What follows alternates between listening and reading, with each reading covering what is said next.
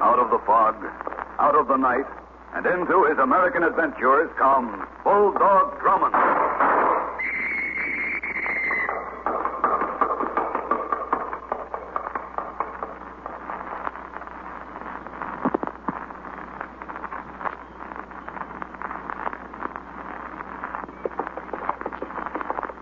It was a typical bright spring morning.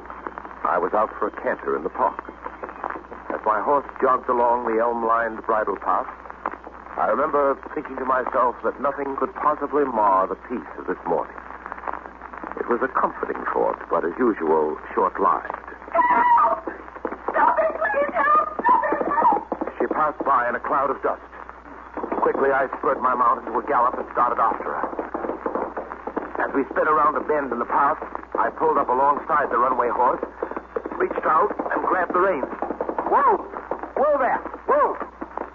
The champing animal balked for a while, and then gave in and came to a stop. I dismounted. Her body lay limp in the saddle. I lifted her down carefully. As I carried her across the bridle path toward the green, I looked down at her. Her fine-featured, pallid face was set in a gilt-edged frame of honey-colored hair. That Prince Charming to the rescue feeling came over me. And then the sleeping beauty in my arms broke the spell. You can put me down now. What's that? Put me down, please. Oh, you're sure you're all right? I'm all right. Very well. There you are. Thank you. Might I suggest that the next time you go for a ride, you pick a less spirited horse? This animal and you don't appear to see eye to eye. Oh, Raven is all right. Well, does he usually take you for such an exciting run? I had him under control all the time. Frankly, it didn't look that way. It was an act. The whole thing was an act. Really? I wanted to get your attention. Well, you certainly did. But why mine? Well, you're Captain Hugh Drummond, aren't you? Oh, what's that? I found out from one of the stable hands that you ride here on Saturday morning. Captain Drummond, I had to speak to you. I admit the telephone is a far less dramatic means than the one you employ. This is no joking matter. I need your help desperately. You don't look very desperate. You don't understand. Yes, that young lady is a gross understatement. I did this so I could speak to you alone, so no one would find out. I thought this would be the best way. At any rate, it's novel. Well, we're alone. What do you want to speak to me about, Miss... Please, don't ask me my name. Oh, one of those things. I'll tell you everything after you do what I ask. I'll get in touch with you and tell you where to bring it to me. Bring what? The package you're going to pick up for me. And what makes you think I'm going to pick up a package for you? Oh, you've got to. You've just got to. I'll pay you anything. I'm not in this game for money, or haven't you heard? Well, then do it because I need you to. Everything is at stake. You can trust me. Believe me, you can. Captain Drummond, will you help me? You're very pretty. Mystery becomes your type. Will you? I'll think about it. There isn't much time. You've got to be there by 2 this afternoon. Where? Well, at Kramer's Museum. It's the Penny Arcade on 42nd Street. There's a sideshow downstairs. Yes, I know about Kramer. Well, you're to be downstairs by 2. There's a woman by the name of Zara. She has a telepathy act. Zara will speak to you. And I take it this Zara person will tell me what's on my mind. You'll write the initials L.A. on one of the cards they pass out to the crowd. Zara will tell you the initials stand for Los Angeles. That will be the signal for you two to get together. And then Zara will give you further directions. Is that clear? About as clear as finer points of the relativity theory. Well, after you get the package, then I'll get in touch with you and explain everything. Now, don't forget, you write the initials L.A. on the card that they give you, and then... Oh, don't say anything, Captain Drummond. Don't mention a word, I told you. Who is he? Oh, please don't say a word. You mustn't tell him anything. Carol, what are you doing here? Oh, Albert, I went for a ride. You were told not to. It was forbidden. You were told not to leave your room under any circumstances. Oh, well, I'm sorry, Albert. I just had to get out. Who is this man? Oh, well, He was helping me. What do you mean, helping you? The young lady's horse was out of control. Yes, Raven. Something was wrong with him, Albert. I managed to stop him. The gentleman was very kind. I see. All right, Carol, get back on, Raven. We're going home. Yes. Yes, Albert. Now, if there's any way I can repay you for your help... Not at all. Glad to be of assistance. Well, thank you. Heavens knows what would have happened to Carol if I hadn't found her this quickly. You've probably noticed that my wife talked peculiarly. Your wife? Yes, she's under a doctor's care. Carol seems to imagine things. It was induced by a shock. The doctor says with a proper rest and treatment, she'll be all right in time.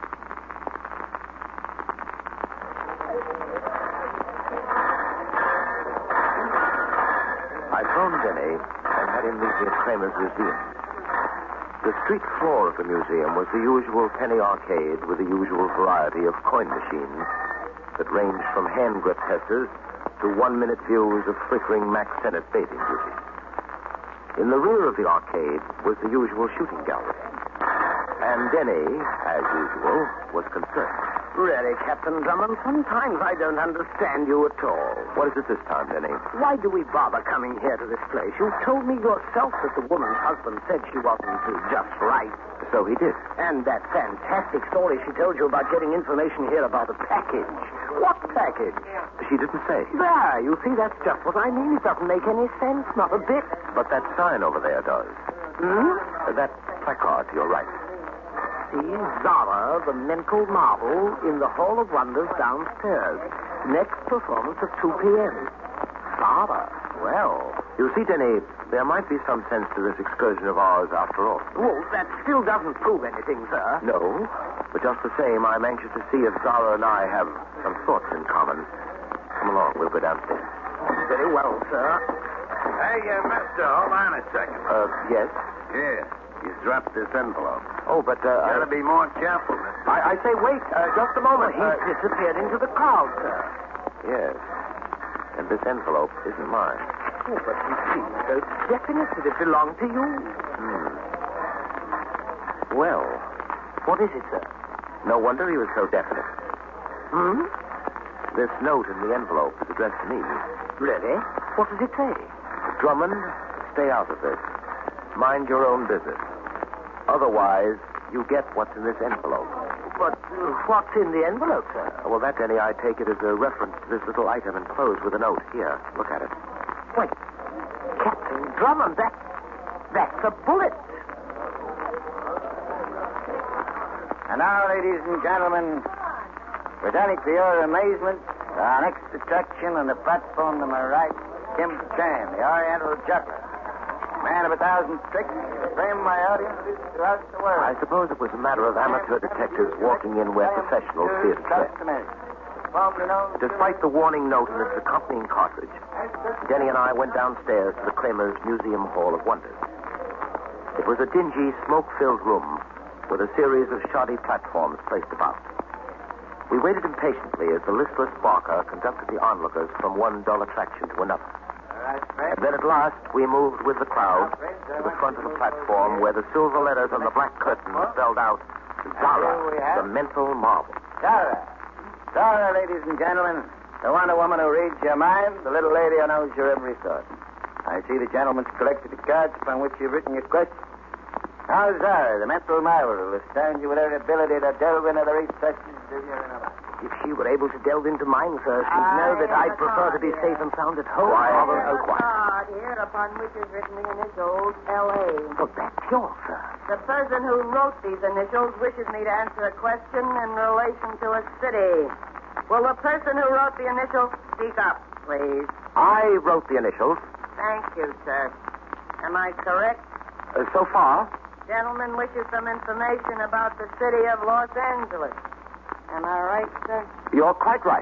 Gentleman desires to know if the trip he plans will meet with success. Will he find what he seeks? Well, will I? I can only see that the gentleman is headed in the right direction. The rest is not clear yet. The gentleman will remain for a moment after my performance. I shall be happy to discuss the matter with him. Very well, I'll wait. Thank you, sir. Now, I have a card here upon which is written the question, Where will I find...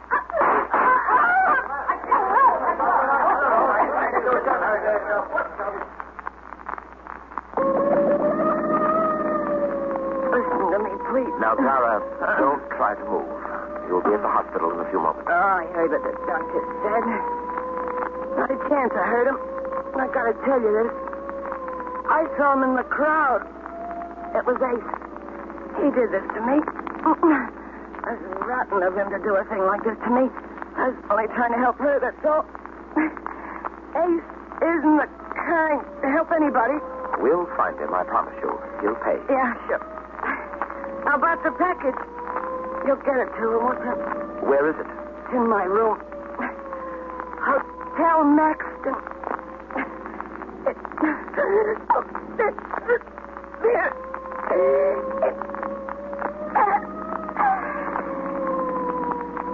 Denny? Yes, sir. Tell the driver, never mind the hospital.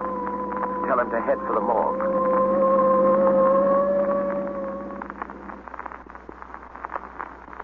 I'll return in a moment to continue our story.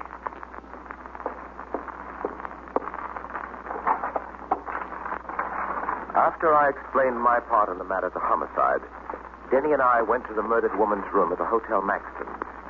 We hurriedly looked through Zara's effects for the mysterious package. Nothing of importance in this closet, Captain Drummond. All right, try the bed. Maybe hidden in the mattress. Yes, sir. Oh, Denny. You found it, sir? No. But this newspaper clipping. Look at the picture above the story. Why, that's Zara. Yes, but just now it's the man in the photo I'm interested in. Oh, yes, his face does look somewhat familiar, but I just can't place it. I can, Denny. In Kramer's Museum, the Penny Arcade. Why, of course, sir. He's the man who handed you the envelope. That's right. This clipping is from a Chicago paper dated June 2nd, 1937. Listen to what the caption under the photograph has to say. Shown above are Ace Collins and his wife Rita, who were sentenced yesterday to a 5-year term for a $15,000 jewel theft. Also sentenced, but to a lesser term, was Ann Vincent, sister of Mrs. Collins. What? Zara, she said Ace. She said she saw him fire the shot. It was her own husband who killed her. Yes, Denny? But why? Evidently because he knew she was about to turn over the package to us. Oh, but what could be in the package, sir? Now, the rest of this newspaper story makes that rather obvious. According to the account, Rita Collins, or Zara as we knew her, worked a fortune-telling racket in Chicago for the sole purpose of obtaining information from unsuspecting clients. Information regarding the location of valuables. And that simplified Ace's second-story work. Precisely. Then the package in question must contain valuable jewels. Undoubtedly, Denny. Ace and Zara were back in business at the old stand. Now, let's get back to our search. Try the bed, as I told you. Yes, sir. In the meantime, I'm going to finish looking through this chest. You still looking for something? Oh, sir. Go ahead. Keep looking. Don't let this 45 I'm holding about here. How did he get in here, sir? Maybe I should have knocked. Yes, I believe Emily Post lists that as the acceptable manner of entrance. What are you doing in here? Believe it or not, we're the new porters, just tidying up the place a bit. So you're a funny man, huh? It helps to make these trying situations more tactful. Well, look, funny man. Maybe this will make you laugh on the other side of your face. You and that character there are headed for a fast trip to police headquarters. Oh, headquarters. He said headquarters, sir. You heard it straight. The dame that lived here was knocked off this afternoon. Well, no one knows that better than we do. This guy's even dumber than he looks. Come on, you two. Let's go. Oh, no, you don't understand. You heard me. Start smart. But wait a minute. Now, look, I don't want any trouble from you. What Denny is trying to say is that we just came from police headquarters. Quite. And for your information, this gentleman is Captain Hugh Drummond. What? Drummond. Captain Hugh Drummond. Drummond? Well, why didn't you say so? That gun you're holding didn't exactly invite introduction. Oh, right. I guess I'd better put it away, huh? Any objection, Denny? Not the slightest, sir. My name's Braden, Drummond. Carl Braden. I guess you're kind of wondering what I'm doing here, huh? Kinda. Sure. Well, I guess I can't blame you. I'm with the Acme Insurance Company, special investigator for the claims division. I've been trying to track down a diamond necklace that was stolen a couple of weeks ago. Acme stands to lose 20,000 if I don't round up that ice. I had my eye on that Zara dame. Well, Denny and I have covered every inch of this room. No luck, huh? None so far. Well, I guess it looks like Acme is going to have to pay that 20,000 to Albert Stevens' wife. Albert. That's right, Albert Stevens. And Mrs. Stevens' name is Carol. Yeah, Carol. And a lot of help that dame has been to me. After the ice was reported missing, Mrs. Stevens goes into a mental tailspin. Nothing she says makes sense. Captain Drummond, Mrs. Stevens must be that lady you met in the park this morning. Denny, you stay here with Brayton. I suggest you two give this room another going over. Maybe we missed a spot or two. In the meanwhile, I'm going to see a woman about...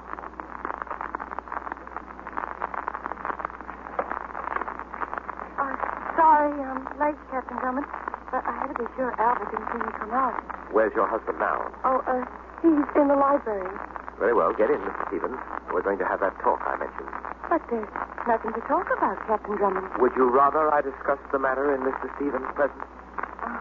Well, all right. But please, I can't stay long. If Albert finds out that I'll I be left as brief as possible, Mr. Stevens. I want the truth, all of it, unvarnished. What do you mean? Why did you want me to pick up that package? And what was in it? Package? I don't know what you're talking about. You know very well what I'm talking about. What was in that package? And what is the connection between you and Zara? Zara? I don't know anyone named Zara. See here, Mr. Stevens. A $20,000 necklace was stolen. Your necklace. You were trying to get it back. Zara was probably selling it back to you. No. You didn't want your husband to find out about it. Why, I don't know. You selected me as your go-between. I was to get it from Zara, then bring it to you, and no questions asked. Isn't that it, Mrs. Stevens? Isn't it? I don't understand what you're talking about, no. Well, you'd better understand, Mrs. Stevens. The matter's gone further than mere robbery, much further. There's been a murder. Murder? Yes. Zara is dead. Zara? She was murdered this afternoon by her husband, Ace Collins. No. I was with her when it happened. No, she couldn't be. Zara's not dead. She couldn't be dead. You seem concerned, Mrs. Stevens. Yes. All right, Captain Drummond, I'll talk. I'll tell you everything. Why this sudden change? Why? Zara was my sister. That's why, Captain Drummond. She was my sister. No.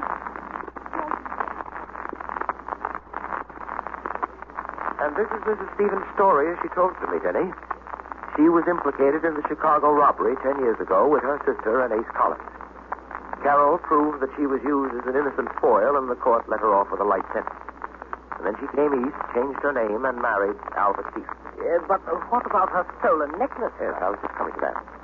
Evidently, Ace Collins found out where Carol had turned up here. He pulled the robbery. Carol feigned illness so she wouldn't be asked questions. Questions that might lead to her real identity and the ruination of her marriage. I see. And when her sister Zara found out that Ace had stolen the necklace, she made an effort to get it back to Carol. That's about it, Denny. But Zara was murdered by Ace for her attempt to help Carol. I'll get it.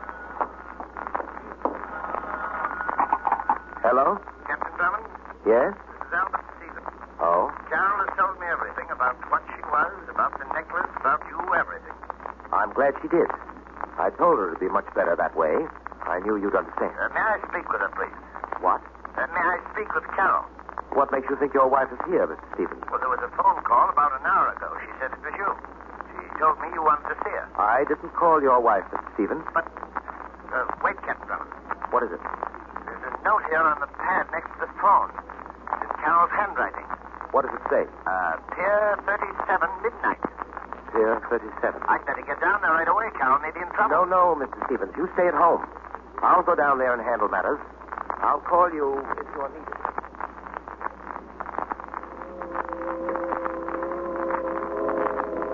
Keep walking. What? Do like I tell you, Drummond, just keep walking to the river.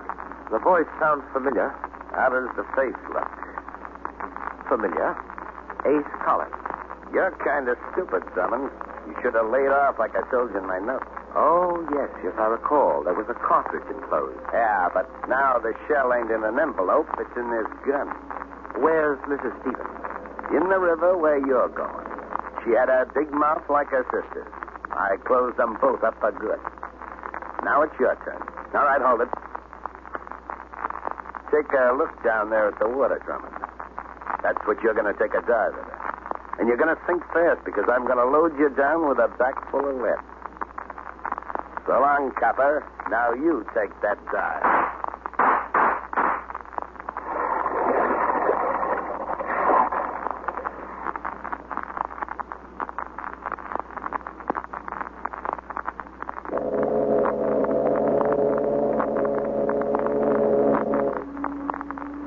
Drag boat just came in, Denny. They found Mrs. Stevens' body under the pier. Oh, horrible, sir. And just think, you might have been at the bottom of the river, too, if not for a stroke of sheer luck. Well, Braden's entrance on the scene was not luck, Denny. It was nothing short of a miracle. Guess it was good that I got Ace in time, huh? How did you ever, in heaven's name, happen to be down here at the waterfront? Like I told Drummond, I called the Stevens house. Mr. Stevens said Drummond was down here hunting for his wife. So I came on down to lend a hand. Just when I get here, I see Ace and Drummond over near the edge of the pier. I see Ace's gun flash in the moonlight. I figured what was up. So I let Ace have it, and he goes into the river. Well, Braden, as they say, one good turn deserves another. I'm going to repay you for what you've done. Denny. Yes, sir. Did you bring it with you? I did, Captain Drummond. Here it is. Show it to Braden. It's the necklace. The Stevens necklace. That's right. Where did you find it? In Zara's room at the Hotel Maxton. What? Well, but you said it wasn't there. You said you covered every inch of the room. I found it in the drawer just as you walked in. I managed to slip it inside my coat before I turned around. At that time, I wasn't taking any chances. I wasn't trusting anyone. You couldn't blame me, could you? Yes, I couldn't. But you certainly proved yourself, Brayton. There's no doubt in my mind now where you stand. Well, I suppose that about winds the matter up. Yeah, I guess it does that, Drummond. Except, of course, for a few minor details. How do you mean? Brayton, I was on to you quite a way back. What are you talking about? Murders. 3 of them. The 2 you had Ace Collins commit, Zara's and her sister's, Carol Stevens, and the one you yourself committed tonight, the killing of Ace Collins. What's the matter with you, Drummond? Where do you get that stuff from? You crazy? I saved your life. Ace was going to kill you. I got him in time. You saw it yourself. You'd be a dead duck if it wasn't for me. How you talk like that? Saving me, Brayton, was part of a scheme to do away legally with your trigger man. I admit it looked good. Extremely good. Look, Drummond, will you cut this gag out? A joke's a joke. You placed the suspicion squarely on yourself when we first met in Zara's room. At that time, you mentioned Zara's murder. It was rather unusual that you should have been aware of that fact, seeing that I'd reported the homicide only about 20 minutes previously. What about the wire from Chicago in reply to your inquiry, sir? Oh, yes, Denny, thank you. Another incriminating detail, Brayton. 10 years ago, you were on another stolen jewel case. You recovered the jewels through an underworld contact. Your company was quite willing to pay the $5,000 to get the gems back by that method rather than run the risk of paying the full insured value. Unfortunately, that case backfired, and Collins and his wife were picked up by the police later. It must have cost you a good deal to keep them quiet. No comment from Braden, sir. I take it you were accurate in every detail. Is that all, Captain Drummond? Just about, Denny. Except for one thing. What's that, sir? Well, Denny, it doesn't take a mental marvel to grasp the unhappy thoughts which now lie heavy in the recesses of Braden's inner mind.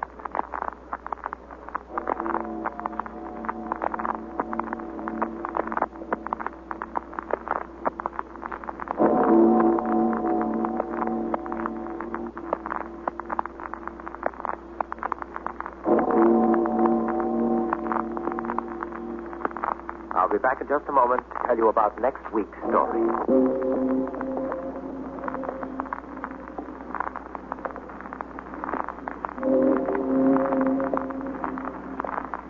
A painting of an unusually beautiful woman attracts my attention and subsequently leads me along a path where murder and violence prove to be the milestone. At the end of the trail, I learn that artwork has a surprising touch when death paints the portrait. Be sure to listen, won't you?